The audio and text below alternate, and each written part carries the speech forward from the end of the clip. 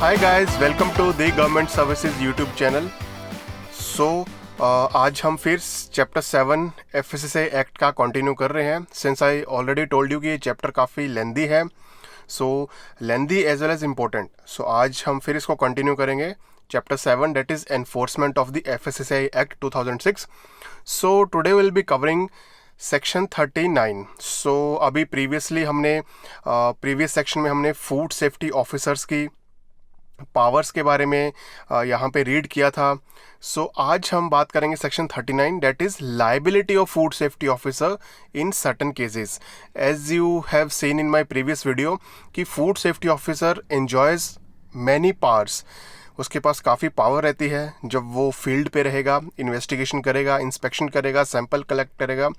लेकिन उस रिस्पॉन्सिबिलिटी, उस पावर के साथ साथ he is also liable for his actions. अगर कोई इंस्पेक्शन के दौरान कुछ ऐसा गलत एक्शन किया, he gets involved in any fighting, right, तो उसके लिए food safety officer should be liable, उसको आंसरेबल है वो।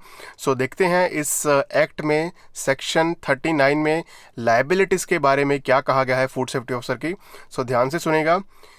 Any food safety officer exercising powers under this act or rules and regulation made thereunder who vexatiously and without any reasonable ground seizes any article of food or adulterant, as we read in previous section कि food safety officer के पास power रहती है कि वो किसी भी premises में जहां आर्टिकल ऑफ फूड मैन्युफैक्चर हो रहा है वहां एंटर कर सकता है, किसी भी आर्टिकल ऑफ फूड का सैंपल कलेक्ट कर सकता है, सीज कर सकता है, किसी भी अडल्ट्रेंट को सीज कर सकता है, सैंपल ले सकता है उसका। लेकिन यहाँ पे अगर वो without any reason just FBO को टारगेट करने के लिए अगर वो सैंपल कलेक्ट करने का या फिर उस पर ब्लेम करने के लिए, जस्ट उसको फ्रेम करने के लिए किसी भी आर्टिकल ऑफ फूड को एज अ अडल्ट्रेंट या फिर एज अ अनहोलसम दिखाना चाहता है तो डेट वुड बी लाइबिलिटी। सो अगर वो प्रूव होता है फूड सेफ्टी ऑफिसर के खिलाफ, then he should be punished with fine. कितना फाइन लगेगा वो आगे हम बात करेंगे।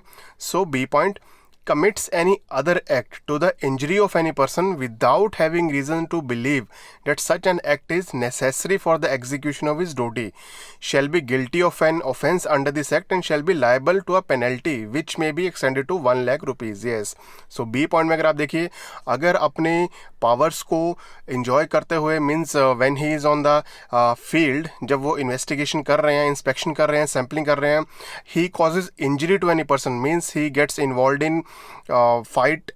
ओके, सो अगर किसी एफबीओ को या फिर उसके वर्कर्स को इंजरी हो जाती है, then food safety officer is liable to answer. So authority उनसे आंसर मांगेगी। अगर ये पाया जाता है कि दैट के ये एक्शन नेसेसरी नहीं था, तो फूड सेफ्टी ऑफिसर को 1 लाख तक का पेनल्टी भरा जाएगा। Right, I hope it's clear. So, provided that in case any false complaint is made against the FSO and it is proved so that the complainant shall be guilty of an offence under this act and shall be punishable with a fine which shall not be less than 50,000 rupees but extend to 1 lakh rupees। yes, देखिए, अगर food safety officer ने कुछ ऐसा action लिया सो उसके खिलाफ भी complaint हो सकती है। लेकिन अगर फूड बिजनेस ऑपरेटर ने गलत कंप्लेंट किया means it's a fake complaint, तो उस इन्वेस्टिगेशन के दौरान ये पाया गया कि फूड बिजनेस ऑपरेटर झूठ बोल रहा है, फूड सेफ्टी ऑफिसर ने ऐसा कोई एक्शन नहीं लिया, तो उस फूड बिजनेस ऑपरेटर को भी पेनल्टी यहाँ पे देनी पड़ेगी। जैसे कि यहाँ पे लिखा है punishable with fine. So fine लगेगा 50,000 रुपीज़ का, विच में also extend to 1 lakh rupees. So don't worry, जितने भी फूड सेफ्टी ऑफिसर्स हैं, you can exercise your powers when you are on field. और अगर कोई झूठी कंप्लेंट, फेक कंप्लेंट आपके खिलाफ करता है, इन्वेस्टिगेशन में वो फेक पाई जाती है, then the person complainant is liable to pay fine of 50,000 to 1 lakh rupees। I hope it's clear।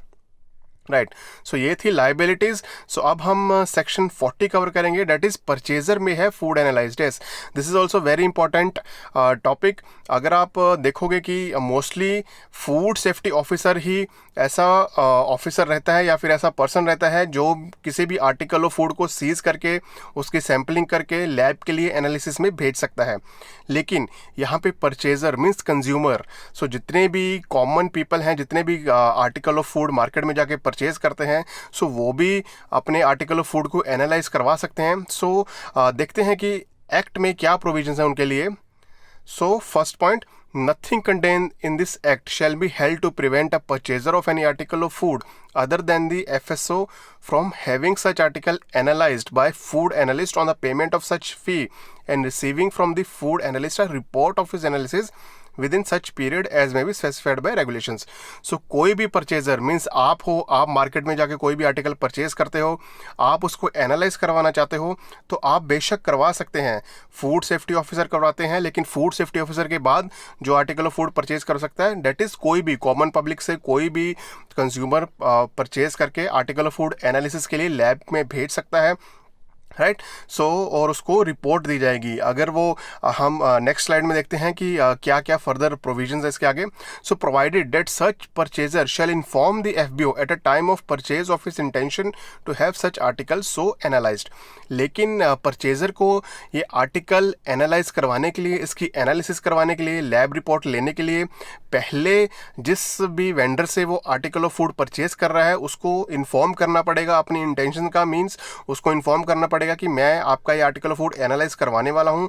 So next point, provided further that if a person if the report of the food analyst shows that the article of food is not in compliance with the act rules and regulations made thereunder, the purchaser shall be entitled to get a refund. So अगर आप first point में देखेंगे, अगर आप यहाँ पे देखोगे तो यहाँ पे लिखा था कि कोई भी consumer article of food analyse करवा सकता है, लेकिन उसको फीस भरनी पड़ेगी उसके लिए। सो फी इज़ वेरी नॉमिनल। लेकिन यहाँ पे फर्दर अगर प्रोविजन में अगर आप देखोगे, अगर वो आर्टिकल ऑफ फूड उसमें कंटेमिनेशन पाई जाती है, पैथोजेंस पाए जाते हैं या फिर कोई हार्मफुल केमिकल्स पाए जाते हैं, सो वो जो मनी उसने दी थी एनालिसिस के लिए कंज्यूमर ने, वो उसको रिफंड कर दी जाएगी।